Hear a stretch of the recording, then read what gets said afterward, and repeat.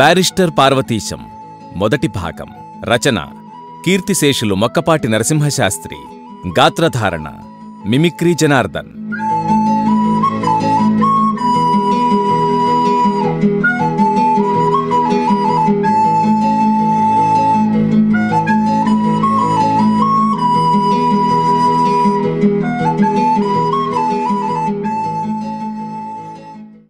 ఈ సంవత్సరం పరీక్ష తన్నేసింది. నాకు ఇంకిక్కడుండడం, మళ్ళీ ఆ క్లాసులోనే కూర్చోవడం, మేస్టర్లు వేళాకోళం చేయడం, ఇవన్నీ తలుచుకొని చదువుకింక స్వస్తి చెబితే బాగుంటుందనే నిశ్చయానికి వచ్చాను. మా నాన్న కూడా నాతో సంప్రదించకుండానే అదే నిశ్చయానికొచ్చినట్టు తోచింది. స్కూలు తెరవగానే వెళ్లడమూ మానడమూ అనుకుంటూ ఒకరోజు పొద్దున్న కూర్చున్నాను. నాయనా పార్వతీశం అన్నా మా నాన్న పిలుపు విని సావిట్లోకి వచ్చాను. ఏం చేస్తున్నావన్నారు. స్కూలు తెరిచేరు కదా అని పెట్టి సర్దుకుంటున్నాను. చూడు, ఒక్క మాట చెబుతాను. నువ్వు చదువుకుంటావు, ఆ చదువుతో పైకి వచ్చి బాగుపడతావనుకున్నాను. మొదట ఉన్న చురుకు ఎందుకో మందగించింది. అందుచేతను ప్రస్తుతం ఈ సంవత్సరం మానేసేయి. మరొకప్పుడు చదువుకోవాలననే వాంఛ బలీయమైనప్పుడు మళ్లీ ప్రారంభించవచ్చు. నే వద్దన్ను. ఈ ఏటికి మట్టుకు మానేసేయి. అలా అని గాడిదలా తిరగమని నా ఉద్దేశ్యం కాదు. ఈ సంవత్సరం సంస్కృతం 2 ముక్కలు ఎలాగో నేర్చుకో. తెలుగు కూడా బాగా చదువుకో. ఆ తర్వాత సంగతి చూద్దాం. ఈవేళ నువ్వు బిఏ ప్యాసయ్యి ఏ మేస్టరీయో చేస్తేనేగాని గడవదన్న బాధ లేదు కదా. ఓపికున్నప్పుడు ఓ మాట పొలంకేసి వస్తూ నాకు కొంచెము సహాయముగా ఉండి ఆ పని చూసుకుంటూండవచ్చు అన్నాడు మా నాన్న, నా ఊహ గ్రహించినట్టు. నేను కొంచెంసేపు తటపటాయిస్తూ ఏ మాటా చెప్పలేక, ఏ నిర్ణయానికి రాలేక సందేహిస్తూంటే, ఒక్క మాటలా పొలంలోకి వెళ్ళు, ఈవేళ కుప్పనూర్పిద్దామనుకుంటున్నాను. మన దూడలు కాక మరో లంకే 2 లంకెలో చూడమని చెప్పాను వెంకటితోటి. వాడేం చేస్తున్నాడో చూసిరా అన్నాడు మా నాన్న. నేను ఆలోచించవలసిన అవసరం లేకుండా నా కార్యక్రమం నిర్ణయమైందని తెలుసుకుని మాట్లాడకుండా పొలం వెళ్లాను. ఇలా 2-3 నెలలు కాలం కొంచెం మందంగా ప్రశాంతంగా గడిచింది. నాకేమీ తోచక ఉబుసుపోక మధ్య మధ్య కొంచెం చిరాగ్గా ఉంటుంది. అక్కడికి సాయంకాలం వేళ నర్సాపురం ఉడాయిస్తూనే ఉండేవాడిని, మా నాన్నతో చెప్పకుండా. అక్కడ ఏ సభో హరికథో ఉంటే కూర్చునేవాడిని కాసేపు. ఏదీ లేకపోతే మా పూర్వపు స్నేహితులతో కాసేపు షికారు తిరిగి కొంచెంసేపు గోదావరి గట్టున కూర్చుని దీపాలు పెట్టగానే ఇంటికి చేరుకునేవాడిని. కాని ఇలా అట్టే రోజులు గడవకుండానే నరసాపురంలోనూ పాలకొల్లులోనూ రోజురోజుకు సభలు ఉపన్యాసాలు ఎక్కువైనాయి. నా పూర్వపు మిత్రులు, కొందరు పెద్దలు ఒకరోజు పొద్దున్నే మొగల్తుర్రు మా ఇంటికి చక్కా వచ్చారు. నా అదృష్టం బాగుండి మా నాన్న ఇంట్లో లేడా సమయానికి. ఆ వచ్చిన వారిలో ఒక మధ్యవయస్సు ప్లీడరుగారు, ఏం పార్వతీశం, కులాసాగా ఉన్నావా? బొత్తిగా కనపడ్డం మానేశావేమిటి? ఉద్యోగం విరమించుకున్న ఉద్యోగిలాగానో, కొత్త సన్యాసం పుచ్చుకున్న గృహస్థులాగానో మాకందరికీ దూరమై ప్రజాజీవితానికీ దూరమైతే ఎలాగోయ్? నీబోటి యువకులు ఉత్సాహవంతులు చేయవలసిన పని బోలెడంతున్నది. నీలాంటి భావి పౌరులంతా ఒకచోట చేరి మీ శక్తి సామర్థ్యాలను కూడగట్టుకుని కార్యరంగంలోకి రావలసిన తరుణం రానే వచ్చింది. పరిస్థితులు మనకెంతో అనుకూలంగా ఉన్నాయి. స్వరాజ్య సంచలనము బెంగాల్లో ఉవ్వెత్తుగా లేచి దేశం మీద పడుతోంది. బిపిన్ చంద్రపాల్ లాంటి మహానాయకులంతా మన సహాయాన్ని అర్థించడానికి మన దగ్గరికి రాబోతున్నారు. ఇక్కడ మన పెద్దలంతా, బోడే నారాయణరావు మొదలైన వాళ్లంతా వారిని ఉచితరీతిని సత్కరించడానికి తగిన వాతావరణం కల్పించడానికి విశ్వప్రయత్నం చేస్తున్నారు. ఊరూరా ప్రచారానికి సభలు ఏర్పాటు చేస్తున్నారు. అందుకని నీబోటి వాళ్ల సహాయం ఉంటేనే కాని ఈ పనులు జరగవు కదా. ఈ మహత్కార్యమంతా కబుర్లతో జరిగేది కాదు కదా. ఇదంతా మీ భవిష్యత్తుని తీర్చిదిద్దడానికి, మీ జీవితాలు సుఖమయం చేయడానికే కాని మాకోసం కాదు కదా.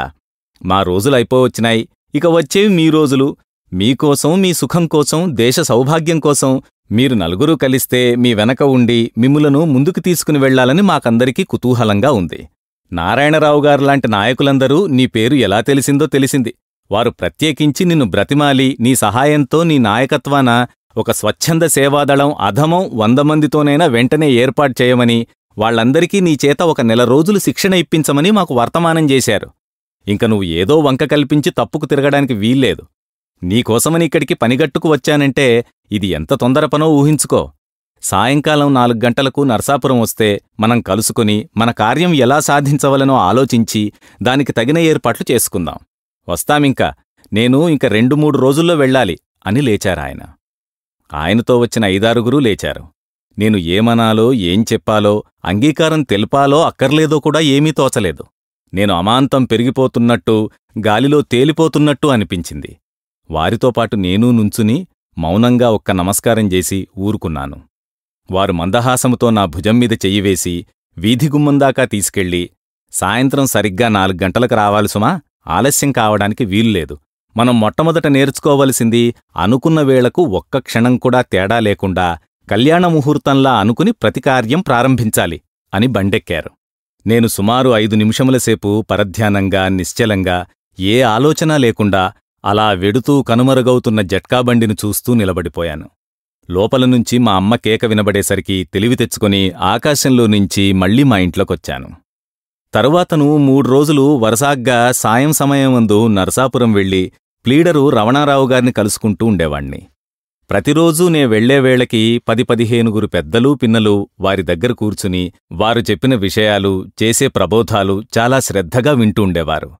నేను వెళ్లి కూర్చుని వాళ్లు చెప్పేవి వింటూంటే నా మనసు గాలిలా తేలిపోయి ఆకాశమంతా వ్యాపించినట్టు అనిపించేది. కొన్ని మాటలు గిలిగింతలు పెట్టేవి, మరికొన్ని కథలు చెప్పి నవ్వించేవారు. చాలా పెద్దలు అనుకునే వ్యక్తులను అవహేళన చేసేవారు. ఆయన చెప్పే వివిధ విషయాలను గూర్చి వింటూంటే ఇంత విజ్ఞానం సంపాదించడానికి ఒక జీవితకాలం పట్టవలసింది, కొద్ది సంవత్సరాల్లో ఎలా సంపాదించాడా అనుకుని ఆశ్చర్యపడుతూ ఉండేవాణ్ణి. ఆయనెంతసేపు చారిత్రక విశేషాలు, దేశభక్తి ప్రబోధాలు ఎక్కువగా చేస్తూండేవారు. మన సంస్కృతి మరవకూడదనేవారు. వేషభాషల్లో పాశ్చాత్యులను గుడ్డిగా అనుకరించరాదనేవారు. దేశ సౌభాగ్యానికి మూలం విదేశవస్తు బహిష్కరణ, స్వదేశ వస్తువు మీద అభిమానమూ ఆదరణ పెరగాలి అని ఎంతో ఉద్రేకంతో చెబుతూండేవారు.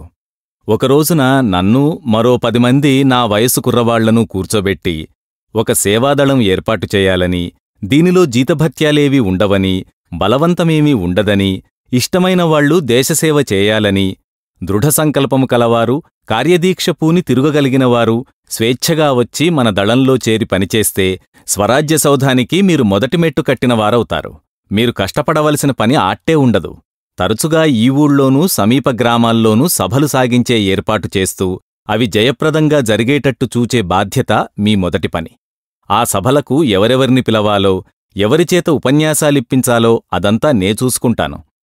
మీరు నాతో ఉన్నారంటే నాకు కొండంత బలం వస్తుంది. మనం ఆహ్వానించే పెద్దల ఉపన్యాసాలు మీరు శ్రద్ధగా వింటూంటే మీకు బోలెడంత దేశాభిమానమూ కొంత విజ్ఞానమూ కలుగుతుంది. తరువాతను అక్కడక్కడ వీధిబడులు రాత్రివేళగాని పగలుగాని ఏర్పాటు చేసి చదువుకోవలెననే కుతూహలం కలవారకు, పెద్దలకు, పిల్లలకు మీరు ఉచితంగా చదువులు చెబుతూ ఉండాలి. దానికయ్యే ఖర్చంతా నేనందించే ఏర్పాటు చేస్తాను. రేపు మనం బయల్దేరి 10 ఊళ్ళు తిరిగి మరికొంతమంది యువకులను మన దళంలోకి చేర్చుకుందాం. రేపు బందర్ నుంచి బోడే నారాయణరావు గారు వస్తారు. ఇక్కడ ఉపన్యాసమిస్తారు. అందుచేత మీరంతా రేపు మధ్యాహ్నం భోజనం చేసి పెందలాడే ఇక్కడికొస్తే సభకు కావలసిన ఏర్పాట్లు చూసుకుందాం. వెళ్ళిరండి, దూరం వెళ్ళాలి కాబోలు అని మాకు సెలవిచ్చారు. మర్నాడు మధ్యాహ్నానికల్లా మేము 10-15 ప్లీడరు గారింటికి వెళ్ళాం. కొన్ని ఆహ్వాన పత్రికలు 4-5 చేతికిచ్చి ఊళ్ళో పంచిపెట్టమని పంపించారు. మిగతా వాళ్లను సభ జరిగే చోటికి కొన్ని కుర్చీలు, బల్లలు చేరవేయించమని, కొన్ని చాపలు కూడా తెమ్మని, మాకు 4 కూలీలను అప్పజెప్పి ఆ ఏర్పాట్లన్నీ జాగ్రత్తగా చూడమని పంపించారు. మేము సాయంకాలం 4 గంటలయ్యేసరికే సభ జరిగే చోట 4 బిందెల నీళ్లు చల్లించి, కుర్చీలు వాటి వెనుక బల్లలు ఒక పక్కను, రెండవ పక్కను 2 పెద్ద బరకాలు పరిచి చాపలు వేయించాం. వేదికకు 10 బల్లలు దగ్గరగా ఏర్పాటు చేసి దానిపైన ప్లీడరుగారు చెప్పినట్టు 5-6 కుర్చీలు, ఒక మేజాబల్ల, 2 గ్యాస్ లైట్లు తీసుకొచ్చి పెట్టాం. 5 గంటల నుంచి జనం రాసాగారు. రమణారావు గారు ఈ ఏర్పాట్లన్నీ చూచి చాలా సంతోషించి, పార్వతీశం, బావుందోయ్, నాకు తెలుసు నువ్విలా చేయగలవని. అందుకే నిన్ను చూడగానే నీ సామర్థ్యం ఊహించి ఈ దళానికి నువ్వే ప్రథముడుగా ఉండాలని కోరాను. నా ఊహ సరియైనదేనని ఇప్పుడు రుజువైంది. భవిష్యత్తులో నువ్వేదో పెద్ద నాయకుడవయ్యే లక్షణాలన్నీ నీలో కనబడుతున్నాయి. పరమేశ్వరుడు నిన్ను అనుగ్రహించుగాక అని నా 2 భుజాల మీద చేతులు వేసి ఒక్క మాట ఊపి సమ్మోహనాస్త్రంలాగా ఒక నవ్వు నవ్వి చక్కాపోయారు. ఇక నేను ఆనందం పట్టలేక పరవశుణ్ణై చేష్టలుడిగి అలాగే నిలబడి, ఆయన ఇలా అన్నారేమిటి? ఆయన నాలో ఏం చూచి ఇలా అన్నారు? ఆయన ఊరికే నన్ను ఉత్సాహపరచడానికన్నారా? లేక ఆయనకు ఏదన్నా దివ్యదృష్టి ఉండి నా భవిష్యత్తు చూడగలిగి అన్నారా అనుకుంటూ కొన్ని క్షణాలు అలా అక్కడే నిలబడి ఉంటే జనం రావడం రద్దీ ఎక్కువ కావడంతో వాళ్ల మాటల శబ్దం విని తెలివి తెచ్చుకుని నేనక్కడ్నుంచి కదిలేను. ఇంతలోనే బందర్ నుంచి వస్తారనుకున్న నారాయణరావు పంతులుగారు 50-60 మంది అనుచరులతో రానే వచ్చారు. రమణారావుగారు మరికొందరు పెద్దలు త్వరత్వరగా వారికి ఎదురేగి సభావేదిక మీదకు తీసుకువచ్చి వారిని మరికొంతమందిని వేదికమీద కూర్చుండబెట్టి వారికి సభాపతిగా ఎన్నికైన మరొకరికి ప్రజల కరతాళధ్వనుల మధ్య పూలదండలు వేశారు.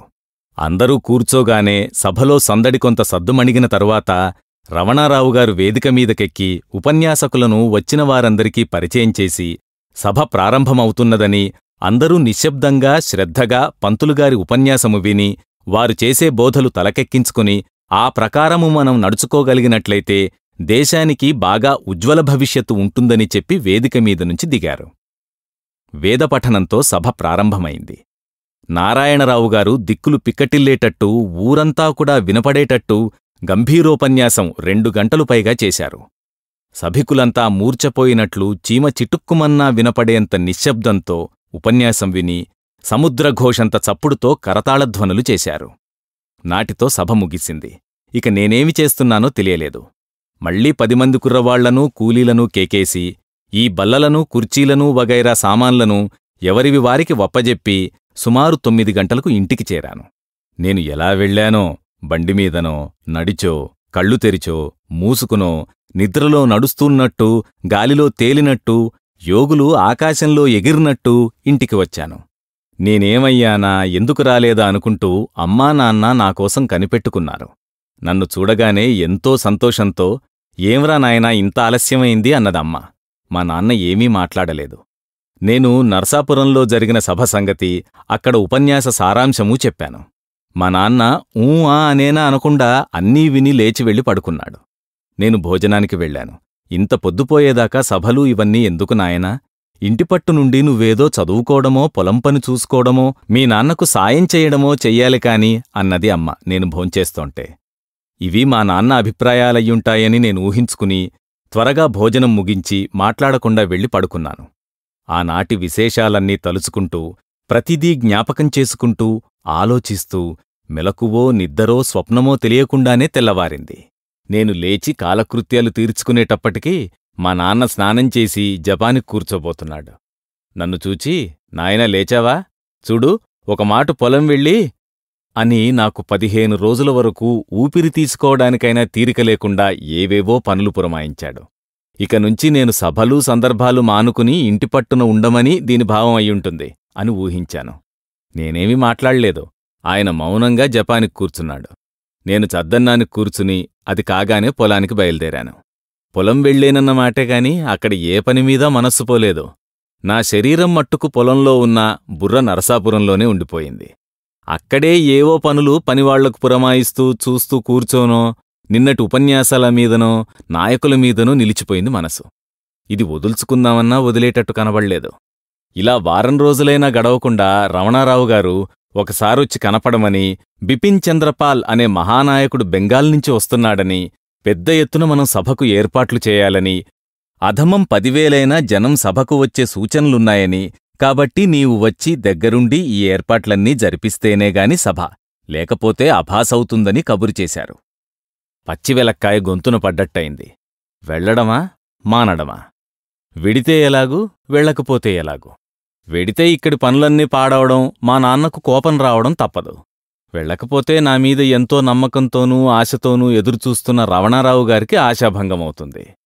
ఆశాభంగం మాట ఎలా ఉన్నా యథార్థంచేతను నేను వెళ్లకపోతే అక్కడ ఏర్పాట్లన్నీ శ్రద్ధగా జరిపించేవాడు మరొకడు లేడేమో అనిపించింది. ఇలా ఆలోచిస్తూ ఒకరోజు ఉదయాన్నే పొలం పనులన్నీ మనిషికి పురమాయించి పెందలాడే భోజనం చేసి ఎవరితోటీ చెప్పకుండా నేను నరసాపురం చేరుకున్నాను. రమణారావుగారిని కలుసుకొని ఇంటి దగ్గర నా ఇబ్బందులు మనవి చేసుకున్నాను.